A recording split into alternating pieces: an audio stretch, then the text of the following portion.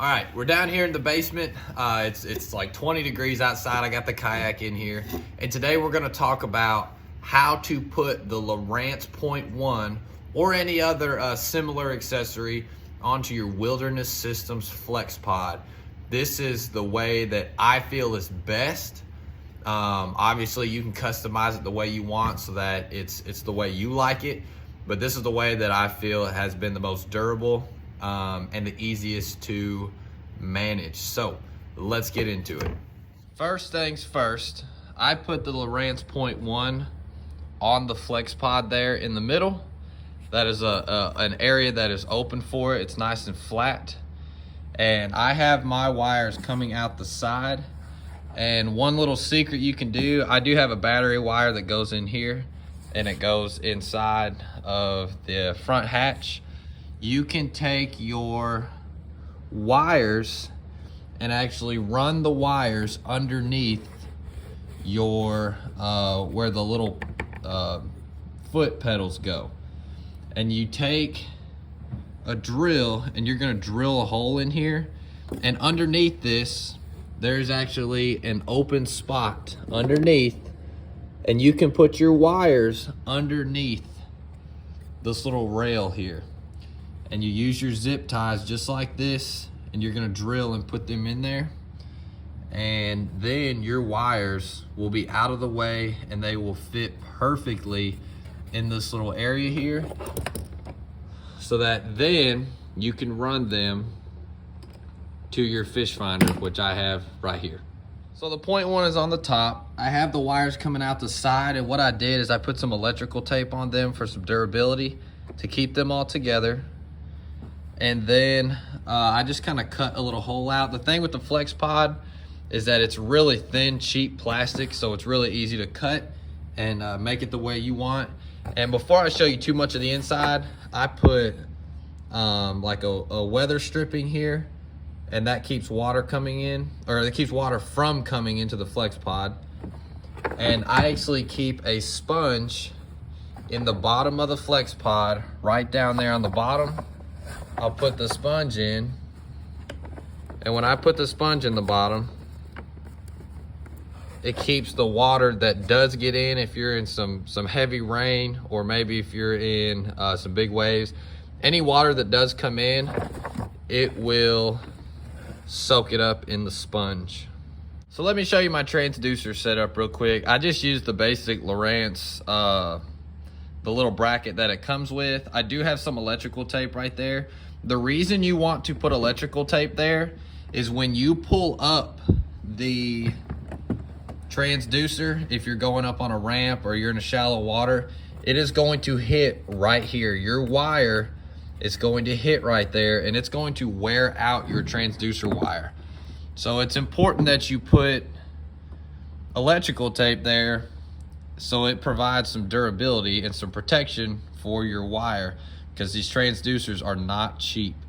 I did put a zip tie there to keep the wire close to the kind of the bracket. And what I did is I ran the wire up here inside, and I actually put electrical tape there. And the reason I put electrical tape there, and I'll show you in a second, the inside I put in some like sealant, some silicone sealant, and the electrical tape is there because it keeps the sealant from coming out the back. It kind of like holds it all together, so that when I really filled it in, nothing was coming out the back before it dried. So that's why I had that electrical tape there. These two zip ties here are really important. I just want to show you that they are on the side, and I also have them on the other side. So the Lowrance Point 1, it attaches with 2 screws on the top, and you have this little arrow here, and the arrow needs to be pointing forwards.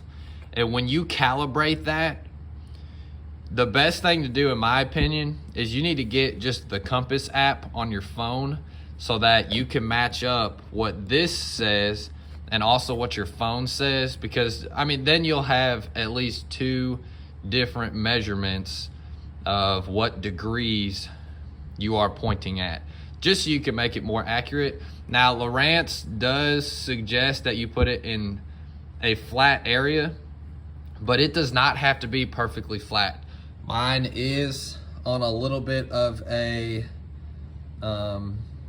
it's not entirely flat. The front of it's kind of sticking up just a little bit, but it's good enough that the readings were accurate and matched up to what my phone said.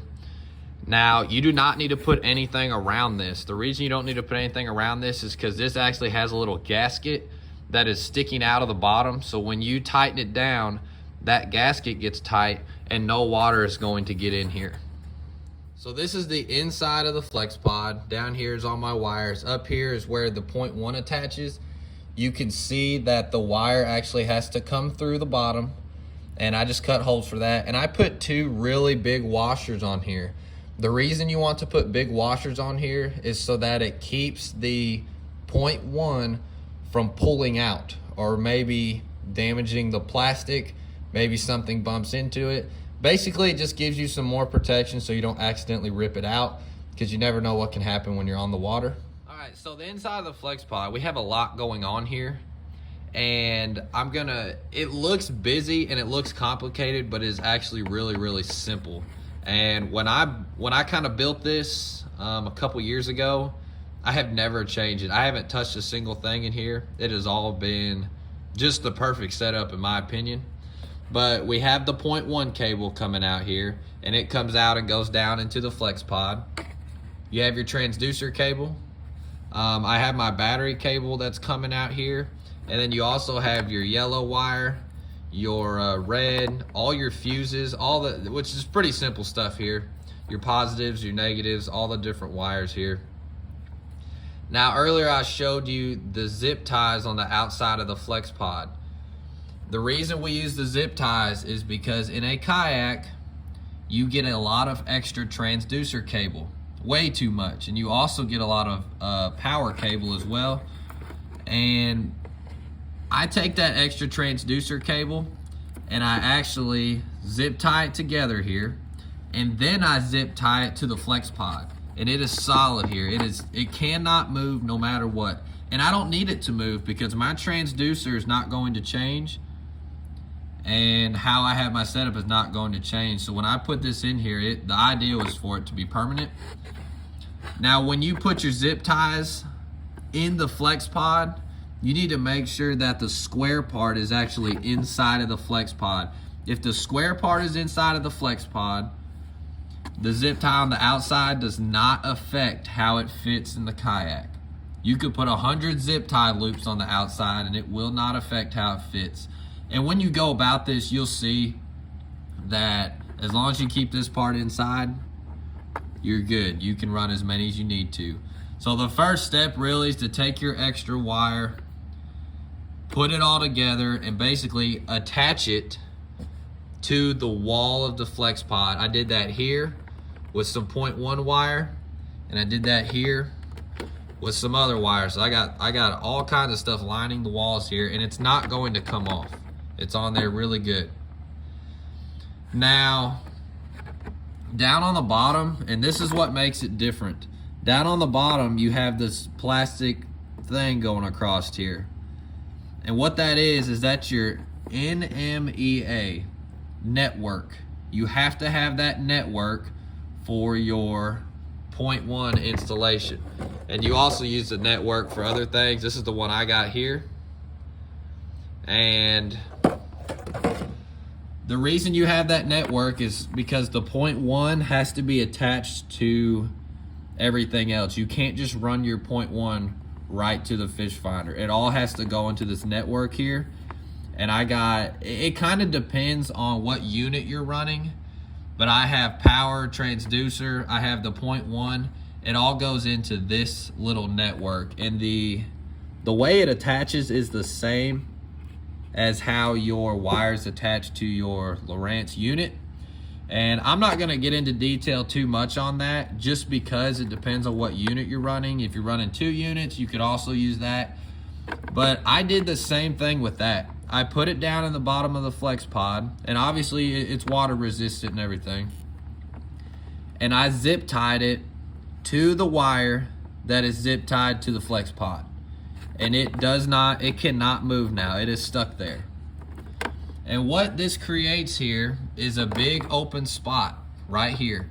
I run a bigger battery, so I run my battery inside the front of the kayak here, and that's in the hatch up front. But you can put a small battery in here.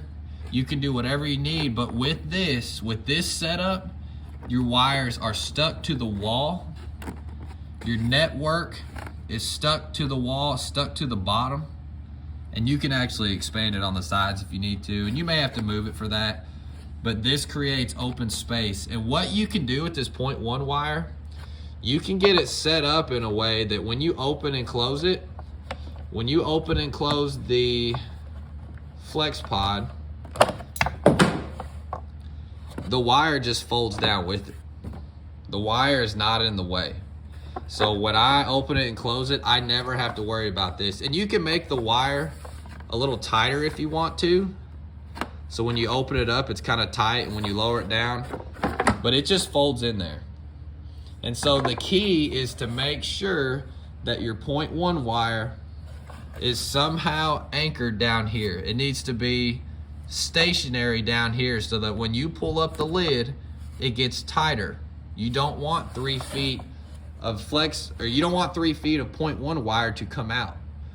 So make your wire stationary somewhere in the bottom so that when you open the lid, you have a set amount of wire so that when you close it, it's out of the way instantly. Okay? This is the easiest way to set up the 0.1 on this kayak. Remember that the 0.1 has the arrow in the front.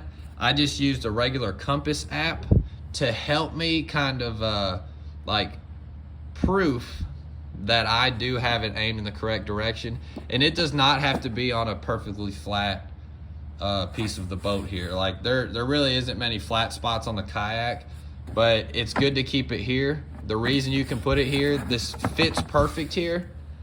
Some people put it on the front of their kayak. I wouldn't do that because now you have wires coming through. When you have it like this, everything is in one package. It's all the same. It's all in one area. And then like I showed you before, you just run your wires all the way to the front. And that's pretty much it. The key is to get that extra wire all tightened up and stuck to the wall of your Flexpod. And don't be afraid to customize it the way you need to be customized. I have taken this kayak all over the country, and this setup right here has been flawless. If you have questions on it, let me know. It is pretty simple, but take it step by step. Make sure you get that wire out of the way first, and make sure your 0.1 wire is tight enough so that you can just open and close it how you want.